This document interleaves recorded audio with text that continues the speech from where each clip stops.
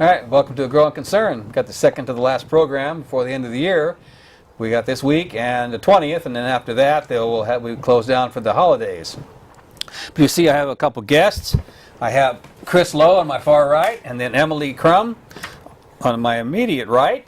Emily is a teacher with the Reynolds School District, and obviously we're going to be talking about unions and contracts that are going on right now with the Portland Public Schools.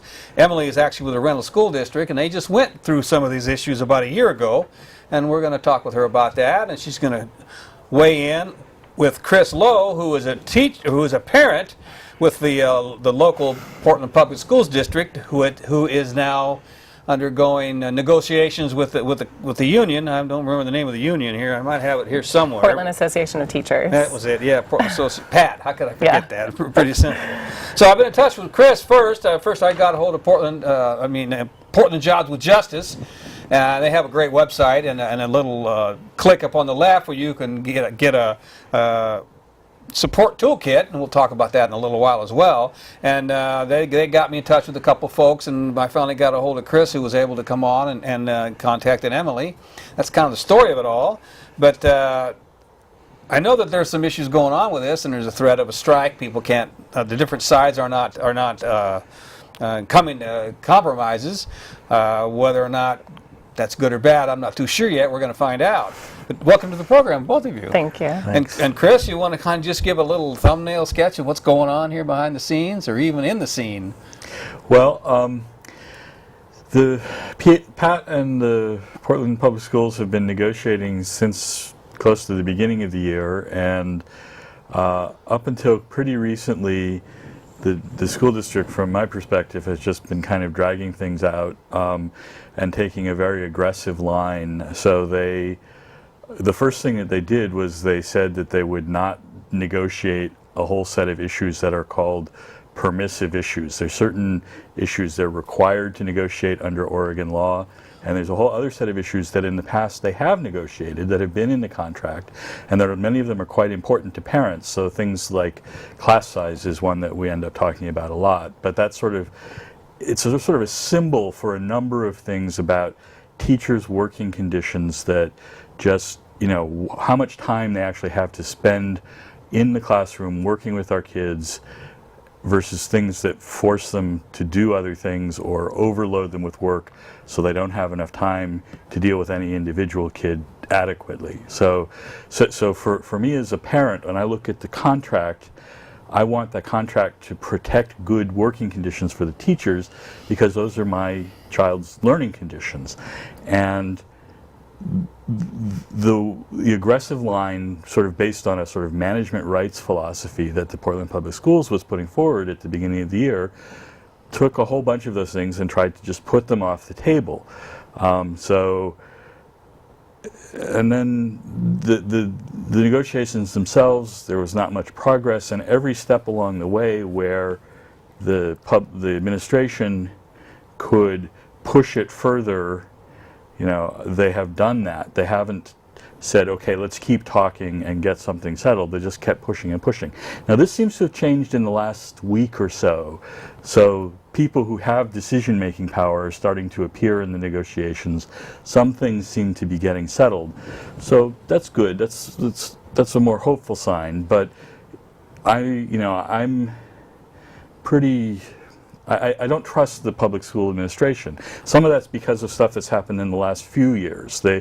The way that they've been approaching things coming out of so-called school reform, high stakes testing things, school closure things, how they've dealt with budget cuts, budget pressures in the past, leaves me not really trusting them very much. So I'm hopeful that it won't come to a strike. I don't think anybody wants a strike, but I also have this kind of level of distrust. So one of the things then that's come out of this is that a lot of parents tend to side with the teachers, because our experience is that the teachers are our allies for our children. Teachers get into teaching because they want kids to learn. They're not administrators. And they're in the classroom every day with the kids. And so, and that's where, and they go into it because that's where they want to be. So, you know, sometimes there are personality conflicts that, you know, anything in human relationships can be like that. But in general, you know, that's the way parents tend to feel about it, you know. So as this process has been unfolding where the negotiations were getting stalled, some of us who've been following the school district and been concerned about this sort of cuts and the reforms, and some of us who are kind of in labor solidarity positions, some of us were involved in coming out for Reynolds and the other East County districts that were up last year, last school year, we saw this was going on and said, okay, we got to start getting the parent support together. So we've been having, in the last several months, but especially the last month, community and parent supporters coming together and trying to figure out what can we do to bring our voice into this negotiation process, which is going to affect the conditions for how the schools go forward for the next while in Portland. So you're doing this separate from the union? Yeah, I mean we talk with the union. We coordinate some things with them, but at the same time, well, this rally in particular next Wednesday, this most immediate thing we've got is we've got a parent and community, and you know, if some of the students can come out, either maybe their parents will bring them or high school students, but it's sort of parent focused. That's really been totally independent. But you know, we've also been turning out community and parent supporters when the union does its own action. So there's the big bridge action on Burnside a couple weeks ago. You know, that there was a parent and community piece of that, and so it was teachers and the community. So we want both the teachers and the school district to know where the community is, where the parents are, which is, I believe, overwhelmingly on the side of the teachers. We have the graphic up for the rally there, so it's going to be 9 to 10 a.m. in the morning at BESC, and I don't know where North Dixon is, but you just have to pound that address into the Google search or the Yahoo Maps, which I always had better luck with, and you can be able to find that all right. So that'll work out a lot better. So when I was talking to Chris earlier, I found out that there are different school districts, and I remember seeing the different districts flying under the screen there during all them freezes when the ones were closed. And so you were in a different school district now, but when you were negotiating, or your school district was negotiating for their contract, were they also negotiating with Portland Public Schools? No, so I'm from Reynolds School District, which is out East County. We cover 5 different municipalities like Fairview, Troutdale, Portland, Gresham, and there's one more that I can't think of at the moment. Wood Village, I think it is. But we do have schools that are in the Portland, lines. We, like other school districts like Beaverton or David Douglas, are all each of those locals have teachers unions, and so each of those unions are negotiating their actual contracts. So, but they're negotiating with Portland Public Schools. No, we're negotiating with the Reynolds School District. So it's a different school district. There's a different board. There's a different there's different neighborhoods and all of that. We ended up striking in 2012, so it's been about a year and a half now, over tough negotiations. And it was similar, there was other districts that were feeling this kind of contentious bargainings happening over contracts. Gresham, at that same spring, went out for about 3 hours, and Park Rose settled the night before they were supposed to go out on strike. So. And also at that same year, Eagle Point down in Southern Oregon was dealing with a tough bargain as well. And if you look at what's happened now, just today I heard word that Woodburn School District finally settled with their teachers union. So they have a tentative agreement now, which is great to hear. But Medford, in the Medford School District, they just imposed a contract on their teachers today. So they're closer to that timeline of when the teachers can call for a strike. So all around the state, you're seeing a shift in how bargains are happening with teachers and the teachers union. And I think it has a lot to do with, I think, at first it was like this whole idea of the recession and it being about money, whereas actually a lot of this has to do with language that they want to take out of our contracts that are protections for our jobs and protections for those learning conditions that students are, they have. Like a huge one that comes up a lot is prep time. Like if I have less prep time during my student contact day, which right now I only have a half an hour of time to prepare while my students are in the classroom, where they go to PE or music or these other things, and sometimes those things are hard to fund. So of course, if we get rid of prep time, we wouldn't have to fund some of these other positions or these other enrichment opportunities for students, and they could just be in the classroom all day doing math or whatever, reading, and never having any of that enrichment aspect. But prep time during the day also allows me to have the chance to maybe call a parent if there's an issue that comes up, or take a couple of kids aside and have conversations with them about something that might have happened where they need to problem solve that situation or prepare for a lesson. So if you take that time away from me during the day, then my students have less of an enriched or quality education, and that's not fair to them, and it's not fair to the teacher who, that might be their Sure. only breath of air sometimes. And usually that time ends up turning into 20 minutes because of this or that. It's not that much time in the big scheme of things. So those are different issues. But a lot of it has to do with the language that they're trying to take out of contracts and not these other financial. They often focus on those things, but really it's a bigger picture. Mm-hmm. Emily, can I ask you a question about that? Sure. If your prep time during the day is cut, does that mean you have to do prep outside of your contracted working hours? No, it would just mean that it would be before school or after school, which again, it's the actual quality of what that looks like is going to change, because often we have meetings after school, or you get pulled to do something, like deal with another other situation. So it's hard sometimes to get that quality education within your classroom if you're taken away from that prep time during the school day, and being able to deal with those issues that come up throughout the day. One question I would have, I don't know if it's pertinent to the issue at hand here with the PPS and what's going on now, but you used the word, in a bargaining situation, you use the word impose. So how can a school district or whoever was the one doing that impose something on someone if there's supposed to be an equal bargain?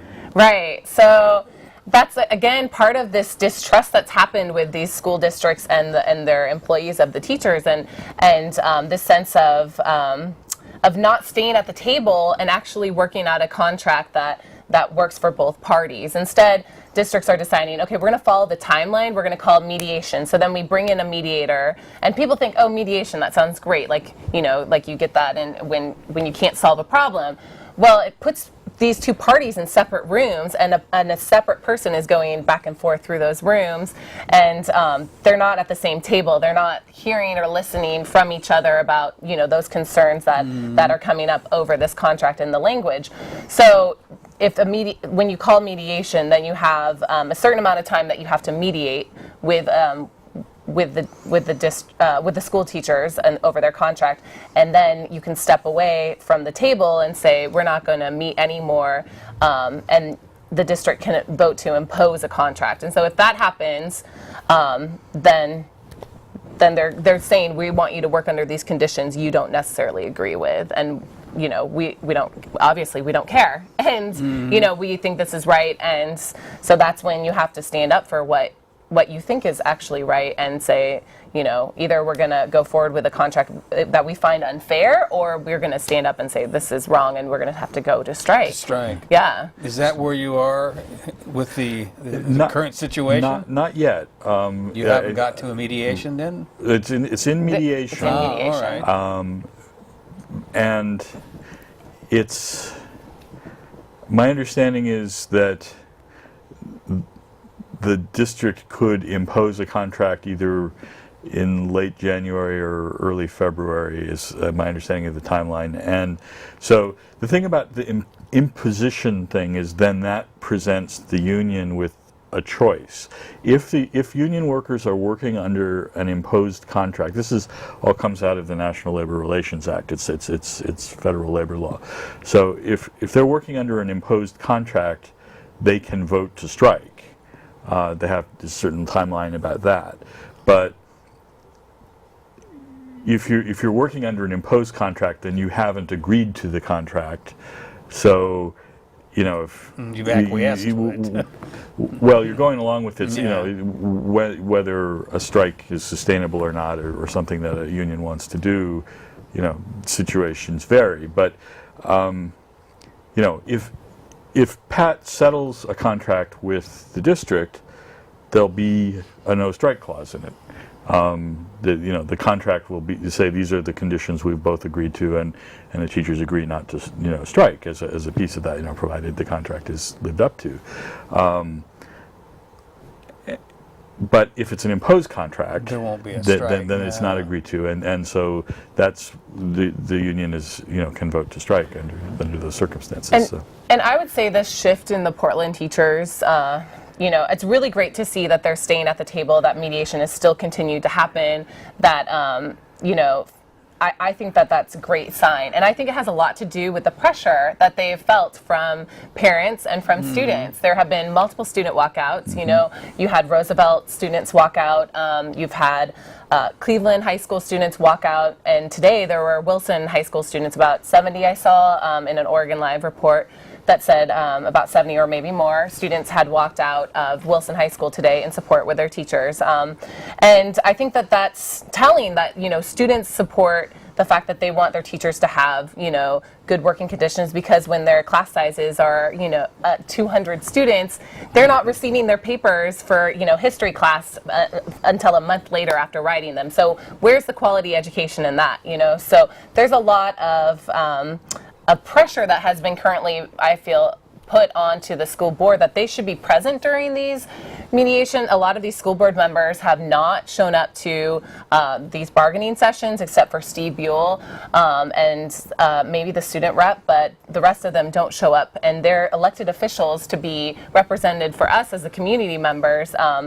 And they're the ones that in the end are going to vote on this contract. So they should be a part of that bargaining process. And it's concerning when they're not there and present and listening to the language of the lawyer or the HR director, whoever's doing that negotiating on the side of the school district. They should be there and listening also to their teachers, because they're their employees, and to hear those perspectives I think is really important. But yeah, the students' pressure is amazing. Also, I feel like the parents have really stepped up and put a lot of pressure. So this parent rally and student rally that's happening next week is, I think, very important to participate in, or if you're a parent, just to be emailing the school board members, emailing the district and letting them know, because that pressure is letting them know that there's a bigger concern out there. Not just the teachers are concerned about their, contract, but the parents are concerned about their students and their children's education. Well, the other part of that would be the community, and so that's where the media comes in. Exactly. Has the media been covering this at all? Everybody's laughs when I ask that question. Well, no matter what the issue is. They've been covering it, but they're covering their own, perspective of it. I feel like it's been very twisted, which happens a lot. The stories from the district or the administration are the ones that we tend to hear. We don't hear about these stories from the teachers and their experiences in the classroom. And really, I've only been teaching for 7 years, but I've just witnessed how drastically different it is, from 7 years ago when I started teaching to what it is now, and what we're expecting from kids, and what kind of things we're taking away from their educational experience that they deserve to have. Has that been your experience with the media as well, Chris? Well, I think it varies. Different publications and broadcasts are different. I think the district was very effective early on in kind of the whole business I was talking about before, about permissive versus required. The districts, they have a PR machine, and that they're paying this consultant, Yvonne Deckert, $15,000 a month, which is just outrageous as far as I'm concerned, to help them with this campaign, the anti-union campaign that they've been doing. So they were able to put out a lot of what I think of as sort of squid ink about what this actually meant. The fact that the law says they're not required to bargain these things, but distracting attention from the fact that in the past they have in fact bargained them. So the fact that they are cutting off about half of the language in the current contract and just saying, we're not even going to talk about that. And that's their first standpoint. There's a complete hostility to cooperation in that move. That's a really aggressive thing to be doing, which is about defining the rights of managers to manage. And to my mind, it fits a larger pattern that's been going on in the Portland Public School District for a number of years, which comes out of this national fake school reform movement, which a lot of which is based on the idea that schools should be run like businesses, right? So management rights, that's a business ideology. It's about corporatizing the schools. It's about privatizing them in many cases, or contracting out to do these high-stake tests with outside, contracting businesses. Some of it's at least borderline corrupt. So Rudy Crew, who was brought in by Governor Kitzhaber to replace the old elected schools superintendent for the state, as a kind of administrative czar, his contract, and aside from having an outrageous salary of close to $300,000, he was also allowed to continue to do private contracting outside as a consultant. And his consulting business is with a lot of these kind of privatizing sort of corporations, the testings and so on. But in terms of the local districts, this idea that schools should be treated like businesses, schools should be placed in competition with one another, schools that are quote unquote failing according to very dubious kinds of measures should get less money, driving school closures, all of this stuff is based on this business ideology, which is just not appropriate to schools, because public schools are not private businesses, and it's not just labor and management, it's labor, management, students, and parents. So, if we really want to have a school system that works, is one in which all of those constituencies are participating. They see themselves as mutually accountable, as accountable to one another. And that, what's happened with the whole idea of accountability is that it's moved from within the building. When my daughter was in elementary school, we had a great school because we had a principal who was very concerned with teacher morale. So he worked with the teachers. If there were problems, he worked to work them out. He got parents involved.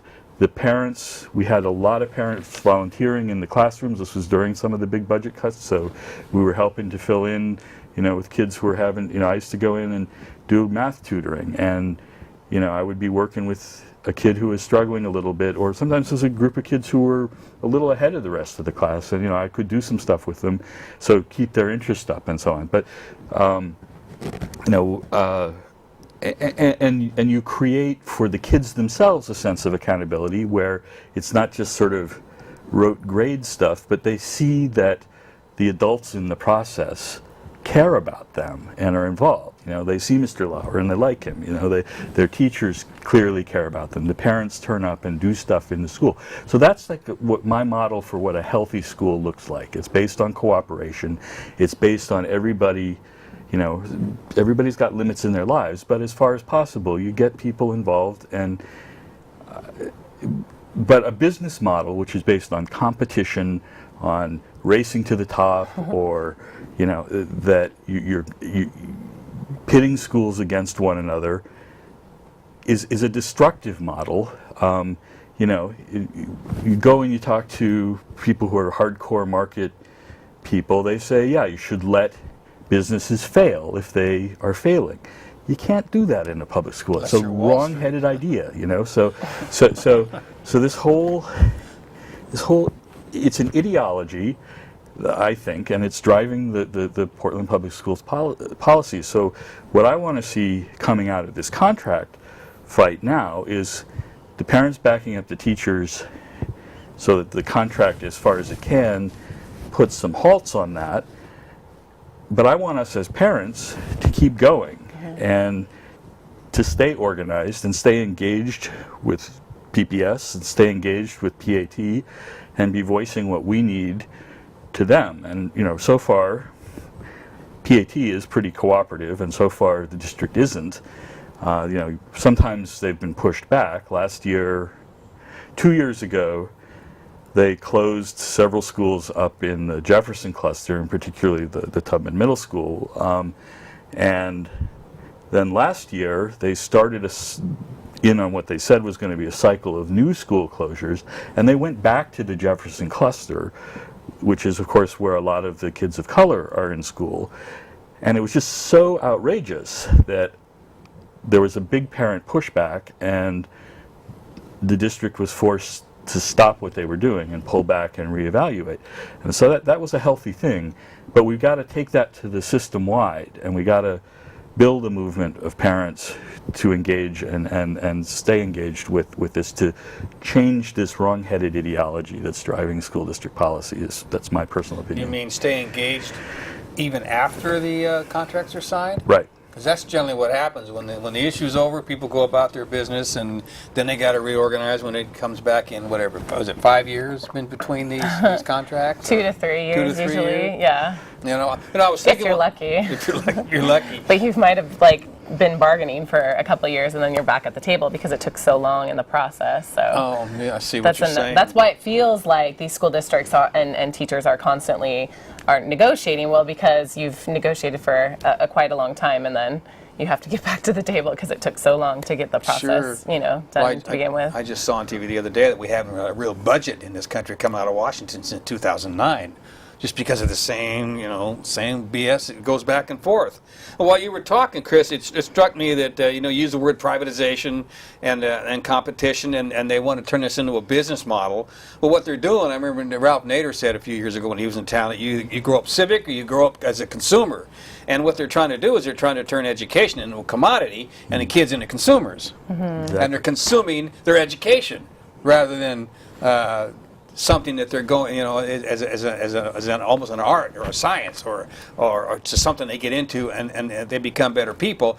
It's just something they consume along with their video games, and to me that's real dangerous. Yeah, it's also the profits that are made by these businesses that right. They're the ones that are benefiting, and Pearson and Bill Gates and all of those folks are benefiting greatly from this whole push to have the Common Core national standards. So you're monopolizing what curriculums are out there and who's buying what. You're monopolizing the testing system because then you have this national testing system.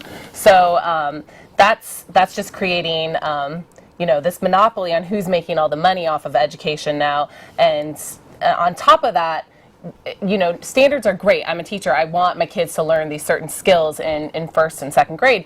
But at the same time, when schools are being penalized, like he's talking about being shut down because of these things, because of testing and this one particular area, that's where the problem is. We should not be shutting schools down. We should be going into them, asking parents, like he was saying, and community members, what do we need to do to support this school? How can we help improve, or ask the teachers themselves? But instead, it's usually you have these groups come in and check out these schools and make their decisions on what is needed, and never listen to the actual people inside the building who spend day in and day out and say, what would really help is smaller class sizes, or what would really help are more resources in this, for math, because we have so many kids that need these this math help, or other things. But if you don't go in and ask those people that are the participants, how are you gonna know what's really needed and really gonna improve that situation? Instead, they come in and they say, you need all of these things, and if you don't improve, then we're just gonna shut you down. And that I think is the disheartening thing in all of this. It's really backwards. And the state has turned, with Kitzhoffer and the Oregon Education Investment Board, to this outcome-based funding system, and they label these schools priority or focus, and if they don't show improvement, whereas testing really shows you people's zip codes and where they live, if they live in poverty, if they live in these situations that are more difficult. That's what it's really showing you. So it's not necessarily showing you how much they learned within the year, because I've worked with kids that have made huge gains, but when they come in and they have no skills to begin with, well, those gains are not necessarily considered as worthy as, as kids that come in already reading, in kindergarten or something. So, but I know I've worked with some of the most hardworking teachers that are great, amazing teachers that are considered failing at a failing school. And that's the morale issue. Like, you see all of these teachers feel so beat down, and these communities feel beat down because they're going to shut our school, they're going to close us and say we're not worthy of a good community school, but we should all be receiving that. And again, that goes back to that kind of business model. I think so, yeah. When you raise the issue of consumer, I think that's really pretty interesting, and there's a piece of it which is not totally visible about that. One of the things that this whole national movement is doing, and the when Emily was referring to the Common Core, this is a movement to create a curriculum standard which would be evaluated by tools that would be applied across. I think there's 46 states that have signed up for it now, and Oregon's one of them. But one of the things that does is it changes the districts themselves from being producers of their own curricula, of their own standards, of their own methods of telling how well students are doing, of measuring the progress of schools, in improving if they're having difficulties, all those things. Instead of producing those things internally, what's happening now is the district itself is becoming a consumer. It is buying consulting services, it is buying tests that other people have, and I've had friends. I used to be an academic. I used to teach history at the college level, and I had friends who got recruited to be evaluators of test questions for these, very generally used tests that aren't tied to any particular district's way of teaching. There's just and the stuff that I saw, this friend of mine shared, what these consultants were coming up with as sort of initial ideas for questions. Some of them were so totally bizarre and so confusing and so poorly constructed. So, and again, they don't actually relate to what any real teachers are actually doing in a specific district. So then the teachers have to decide, okay, am I going to change what I think is going to be the best way to teach what I know how to teach to this set of kids who are in my classroom this year, which is different from the ones who were there last year and different from the ones that are going to be there next year? Am I going to have to change all of that and then try and teach so that these kids can answer what the tests are going to ask them to answer, even if it doesn't connect to most of the teaching that I'm doing? And this happens. When my daughter was in middle school, it was very visible to her. That at a certain point in the year, all right, we're going to take 2 or 3 weeks out and we're just going to focus on the Oaks test, and that's all we're going to do. And it was totally disruptive to what the actual teaching and learning that had some kind of continuity and integrity actually meant. So this kind of thing where the district is, the profits that Emily was talking about are the profits of Portland taxpayers' money being used by the district to buy stuff from outside the district as a consumer, rather than being used by the district to develop its internal capacities, to develop its own education,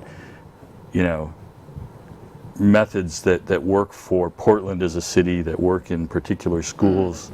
So that consumerism, it's not just, and then if you think about the teachers, right, they become administrators of somebody else's product rather than producers of an educational process that involves them and involves their students and sometimes involves the parents and so on. But so it just,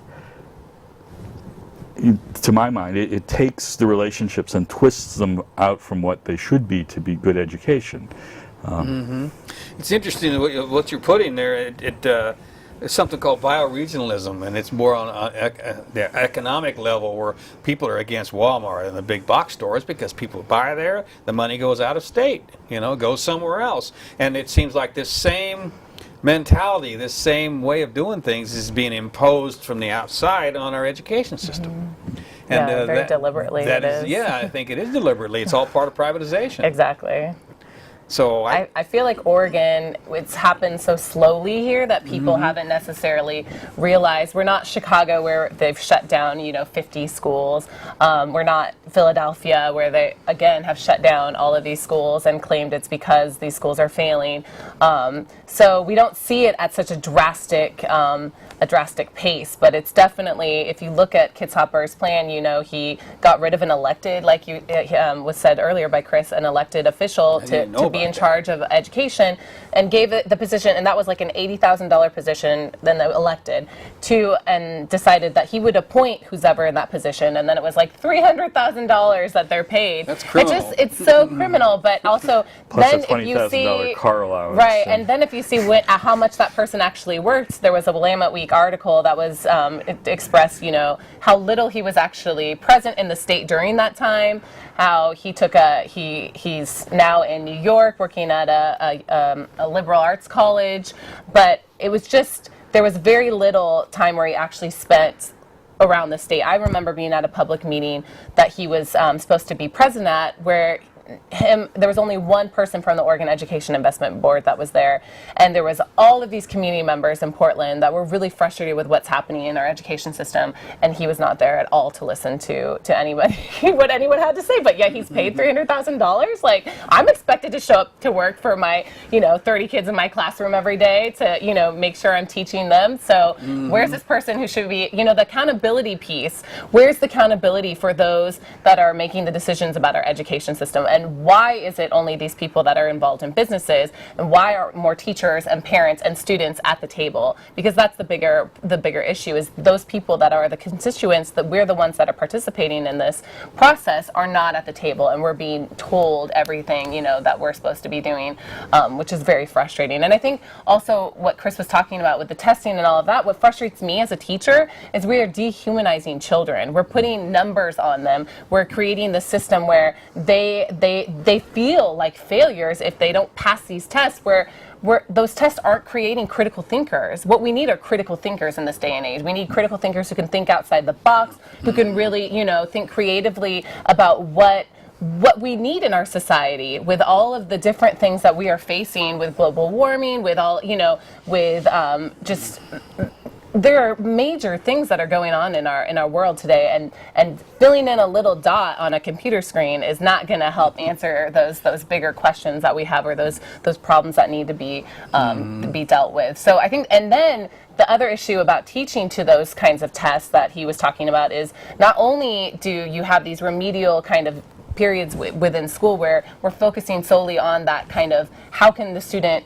just produce what's on the test, we are now giving them tests to see if they're going to pass the test, to make, like, you're constantly testing. It's ridiculous. And we have them play on the computer and practice testing, and rather than learning, or creating their own PowerPoint on the computer, or creating their own whatever music video, I don't know, but that thinking and using that technology for something that is, again, critical thinking and more creative, we're requiring them to play games where they just fill in that bubble and get that right answer, So I think that's the bigger problem with it. There are two types of education. There is this kind of corporate idea of what education should be, to kind of have these people who can just say yes or give the right answer, or we have these people who can think creatively and think outside the box, and that's the type of education, thinking outside the box creatively, are the types of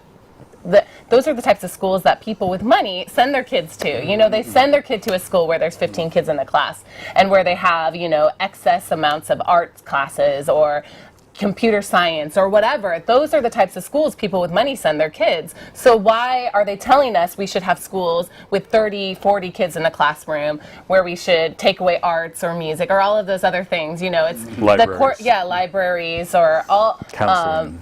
or just using computers for testing and nothing really else. So it's a bigger, it comes down to like the 1% having an idea of education that's okay for their children, but not everybody else is. So, but at the same time, that 1%, they're probably not going to spend their life in a creative pursuit. They're going to spend their life chasing after money. Right, but their kids at least get that opportunity Yeah, right. to experience what what we should have all children experience, which is to be children, to be able to discover learning and to enjoy that learning process. And I don't know, I find it so interesting that we wonder why the dropout rate is so high, or we wonder why kids don't enjoy school, or all this stuff. Maybe because we've had 10 years of No Child Left Behind, where school has just been about these kind of rote memorization, or just we put a lot of pressure on children, and we have taken away any sort of magic about being a child, or that joy of the process and of learning itself. So Learning's become work, not play. exactly, which learning doesn't have to be work. The best learning happens through play, or through discovery, or through that kind of process. Well, and also, work doesn't have to be joyless, right? You can have kids who see what they're doing is, I'm learning something. This is my job, is to learn something, and it can be enjoyable, and I can feel accomplishment. I can understand things I didn't, or make something I couldn't before, and really get some joy out of that. So the and this is one of the reasons why some of the things that get called enrichment or whatever really ought to be integral to the education, that kids learn different ways. Kids cognitively do different kinds of things. So if you cut out, and what's happening, one of the first time I went down to the school board to testify about anything was when they were doing tests. It was a number of years ago, because my daughter was still in elementary school, and they were cutting out the PE teachers. And I was studying public health at that time, and there's this huge growing problem of, I embody it here, literally, of overweight in our society, of obesity in our society, and that's affecting the kids too. And so, I've never been that athletic a person, but I want there to be strong PE programs in schools. I want kids who get engaged through their physicality as a piece of how they get engaged with life and with their education, to be able to have the sports, to be able to do the PE. And, in my daughter's school, there was this fantastic PE teacher who, when there were stuff going on with the boys and the girls, he was the one who could talk to the boys and get them to kind of get their head on a little straighter about how to interact with other kids. So there's a kind of ecology inside the schools, and part of what we're doing with this sort of the way the cuts are going, and some of the other stuff we've been talking about, is we're just sort of taking key pieces out of that ecology of what a healthy school is. When I first came to Oregon in the late 70s to go to college, and then I was out of state again for about 10 years, and I came back in the early 90s. And when I came back in the early 90s, Oregon had just implemented some new education ideas. Vera Katz had driven them in the state legislature, and they were based on ideas about accountability at the school level there had been some pretty creative thinking about improving schools in the 80s. And so it was based on a model of, wasn't tests, kids produced portfolios, and you would have come to the end of whatever period and sort of look at what the kid had done, and the kid would sit down and look at it and say, well, this is what I did, and this is what I learned from it, and the teachers would say what they saw, and the parents would say what they saw. And so it became the children's actual effective, what they had done, became the basis of a conversation about what was going on, and what was really good, what could be improved, and that was sort of the model that Vera's program was promoting in the schools, and it used this word accountability a lot. Then we got Measure 5 and Measure 47 and Measure 50 that changed the tax base. So what that meant is that much less of the money, much fewer of the dollars were coming from the local property tax base, and that the state had to step in to provide much more of the funding. There was a piece of that which was good, because it was about equalizing suburban, urban, and rural schools. The rural schools were probably the worst off at that time. So state funding helps equalize funding a little bit, and that piece is good. But when the funding moved up to the state level, accountability started to be the accountability of districts to the legislature rather than the accountability of teachers, parents, students, and principals to one another in the building. And it's a totally different meaning of the word. And so this idea, so how can a school district prove to the legislature that it should get the money that it wants? Well, so that creates one of the pressures towards this kind of testing idea. And then that got accelerated by the whole No Child Left Behind thing, where that was set up as the sort of singular measure of whether schools were succeeding, and then put in, created in this sort of competitive and closed down, quote unquote, failing schools kind of model. But how we get back to that human education that Emily was talking about is really, that's my question, is for where do we go in the future? How do we bring the humanity back into the community? Let's see, we got the questions or comments sign up there. I was just going to call for that, and I think we already have a comment or a question. First caller, you're on the air. Okay, so I have a question for the parent and the teacher that are there. Sure. This is really mostly all about the money. Everybody knows that politicians are all about the money and only about the money. So since we're talking about Portland Public School Districts, are you guys aware that it's $16,000 plus per student, per classroom, is what the taxpayer is actually paying? So when Ms. Crum says, well, let's get the parents behind the teachers, why aren't the teachers behind the parents saying, where's all the money going? If my son's teacher only makes $50,000 a year and the district allocates $350,000 a year for the classroom, where is the money? That's a great comment. It's true. I personally actually do ask that question. Because I see the money, like we were talking about earlier, go to these other areas. I say all the time, there's lots of money present, there's lots of money there, but it's going to testing, and we spend ridiculous amounts of money on that industry, or it's going to these curriculums that teachers don't need. They're like, don't buy me this curriculum. I have this stuff in my classroom. I don't need another curriculum. I know what my kids need. Or it goes to these consultants, or it goes to Yvonne Deckert, who the district has been paying $15,000 a month to help break the teacher's contract, who comes from the city, who's the highest paid, one of the highest paid PERS, retirees, who's also getting on top of her PERS, benefits is $15,000. So I do question where the districts choose to spend their money, because in my opinion, they should be putting it towards the classroom. They should be putting it towards assistance. They should be putting it towards that direct service that actually is benefiting students. So I agree wholeheartedly with that comment. Well, thank you very much for that comment or call. I think we have another one. Next caller. Congratulations to both your guests, Jim. They have been so polite discussing the issues they're discussing. They've been lighting me up here. Giving us the information we needed to be outraged without saying anything inappropriate on the air. So good on you. Right. The last caller, I've been asking that question of everybody I've talked education to for 20 years. Where does the money go?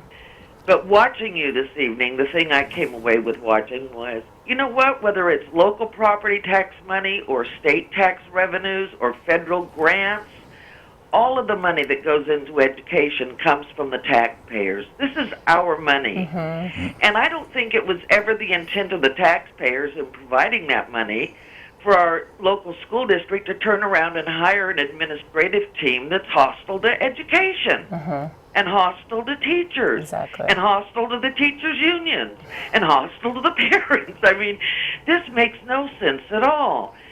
So to the parent who is there who says we have to stay active after the union contract is negotiated, I would suggest one of the ways to stay active is to apply some pressure on who hires these people. Who are they accountable to? Is there somebody elected who has to be held to account for this kind of consensus attitude on the part of a management team that's supposed to run public education but clearly hates teachers. That's insane to me.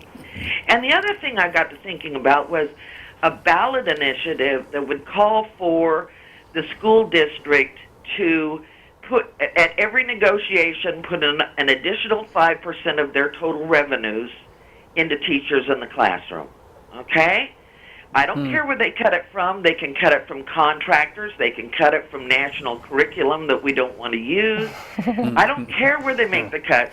But at every negotiating session, until they get down to the point that they're going to have to worry about turning the heat off, 5% at each contract negotiation going forward has to move to the teacher's side of the expense ledger. And let's get this thing moving in the right direction. We need art and physical education and music. If we add more money on the teacher side, not only can we reduce class size, we can bring in some more disciplines, we can expand what's available, we can reach most of these kids if we want to do that. But it's real clear to me that the management team you're talking about doesn't want to do that. And as somebody who helps pay their salary, I'm outraged. Thanks for what you're doing. All right. She should be up here with us. Yeah. Well, I don't know if we got another call. We'll bring them up if another one calls in. But it just seems to me that the whole idea of community is being moved away from, getting back to civic versus corporate. Corporate is actually, it's community versus corporate. And as it becomes more corporate, they have to tamp down the community. And it occurred to me that, a child goes and he studies these different subjects. He's studying them pretty much on his own. But physical education, he's learning to work with other people. It's a community thing. It's a teamwork thing. And they cut that out, and that, to me, that just really works against what you're trying to instill in a child. Right. There's no time for that kind of cooperative or whole child learning because we're so focused on that testing aspect of things. So really we should be paying more attention to that whole child and who they are and the different varieties of how children learn.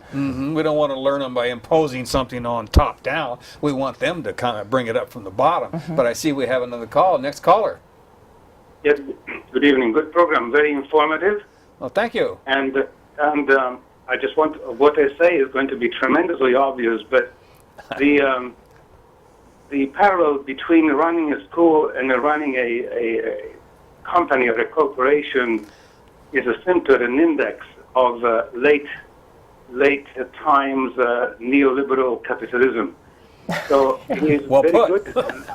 I think we all agree. It is excellent to attempt to negotiate on details because without taking care of the details, nothing happens on the whole. But what I would say quixotically and hopefully even perhaps realistically it should be hoped is a different attempt or is an attempt at regulating the relationships between employer, in this case the state, and employee, in this case the teachers, as far as mutual rights and as far as the inputs, which you already said, as far as inputs on the curriculum. The idea of those tests are absolutely and totally ridiculous, but they provide, as you have demonstrated, a remarkable source of incomes for people who know very little about what they're talking about when it comes to teaching. And so that is a problem that I don't think you may be able to solve with contract negotiations, although I certainly heartily wish that you will be able to, and I wish you all the best success. However, with the bureaucrats, if you become a bureaucrat, it's almost a praising terms. With the people who occupy seats by political influence and cronyism, as they call it, rather than ability, you have very little chance, because just as you see these schools competing with each other, so the people with whom you're dealing with see you as adversaries, and when you do that, you will never, or very poorly, be able to succeed in what is really useful. So I will stop now because to leave room for other people, but thank you for the input, very informative. Bye-bye. Thank you. Thank you. So if I could just comment a little bit on what this last caller has said. Sure, we've got about 4 minutes here. I think he's right that we have to think about the big level and the local level, the small level. And one of the reasons why things like our demonstration that we're having next Wednesday morning, I want to bring that back in and We got away from that. invite people to come out and bring community pressure and parent pressure and student pressure on the negotiations. One of the reasons to do that is because if we get ourselves together fighting this local fight and we see ourselves having an effect, making a difference, then that helps with our morale to try and take on the bigger struggles we have. I think we often feel very powerless in the face of very large forces, and the only way we're going to be able to change those large forces is by coming together. So we start coming together at the local level, but at the same time, then in that context, we can start to bring in the kind of conceptual ideas that the last caller was bringing in about what is neoliberalism? Why is this happening in Portland and in Medford and in in East County and in Philadelphia and in Chicago, all at the same time? There's structural stuff going on. We can talk about that. We can start to educate one another. So I want to throw out for people that are interested in this topic. I'm a part of a group called Oregon Save Our Schools, and they have a blog, and they have been following a lot of what's happened statewide. A lot of us are here home base in Portland, but it is a great place to go to find out more information about this kind of corporate education reform that's happening here locally, and definitely coming from Salem. So I recommend people go to Oregon Save Our Schools blog and check that out. All right. Well, I forgot all about mentioning one thing, and we can lose that graphic and put up the graphic. We have a graphic that says Facebook, and there's 3 different places you can go to on Facebook. I have them written down here, but hopefully they'll come up on the screen. One is about the rally, the parent rally to support Portland teachers, and then the parents who support Portland teachers. And the last one seems to have a lot of good information, Portland teachers and parents together. that one comes from the teachers union, from Pat. So if you want to get Pat's view of how things are going, that's a good place to go. And it's attracted a lot of parent, attention. There are a lot of likes there. So it's a. And so we also we only got about a little over a minute left. We want to reiterate what you were saying. That is the 18th of December at 9 o'clock in the morning. I don't have it written down here. 9 o'clock in the morning at The BE. BESC building at 501 North Dixon. Come on out, make some noise. All right. There it is right there. The guys on the ball in the control room. I want to thank them while I'm thinking about it. They've done a good job fielding these phone calls and getting these graphics up as we talked about it.